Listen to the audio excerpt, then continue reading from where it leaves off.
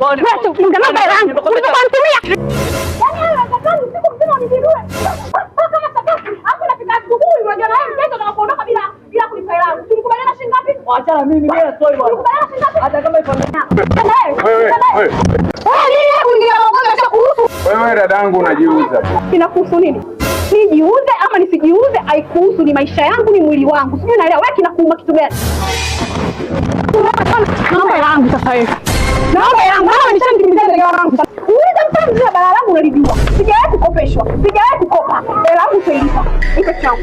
Yaani mimi nikulipe hela ambayo yule kakununua. Kabisa, kwa sababu wewe ngozi ndio muingilia mpaka yule bwana akakimbia na mimi mwenyewe nilishamkamata. Kwa hiyo hela yangu kwa 40 utanilipa wewe. Wewe nisikilize dadangu. Pili kwanza, yaani mimi nataka nikuelekeze kitu ambacho kipo kwenye maisha yako. Kuna kitu kinakutesa, labda hujawahi kuambiwa. Dadangu, kwa hiyo wewe unaona raha gani kujitangaza hapa mbele ya umati wa watu kwamba wewe unajiuza? Mbona mimi nikikuangalia wewe binti mdogo, unao uwezo wa kufanya kazi nyingine yoyote na ukajiingizia kipato kuliko kujidhalilisha kama hivi.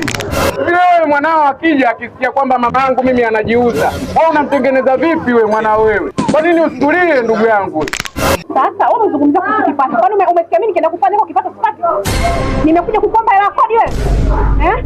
Unanivisha, unanilisha. Hela yangu utailipa. Sikilize, masikia? Mimi mwenzio kupigiwa kelele kama hivyo sipendi. Hapo mimi mwenzio ukinipigia kelele vyangu ndio vinanyanyuka na vinginyanyuka uweze kuvituliza. Siwezi kukumbia ujinga unaofanya wewe. Dada nisikilize, sikujui unijui. Ila mimi ninachokiangalia hapa ni kuangalia hii jamii ilokuzunguka wewe. Jamii ilokuzunguka wewe inawezekana hawakwambii lakini hawapendezi na unachokifanya. Dada, wewe bado mdogo.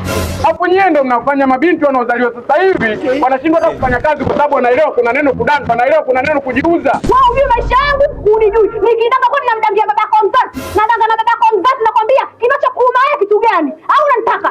Wewe kumbe umechanganyikiwa. Mungu, nimekuitia kelele za mwizi. Wewe nikikuchekea wewe malaya huachi. Unataka kunitia mimi kelele ya wizi? Nakuitia kelele za mwizi. Piga hiyo kelele yako. Kitu gani kinachokufanya ujiuze? Ja. OML.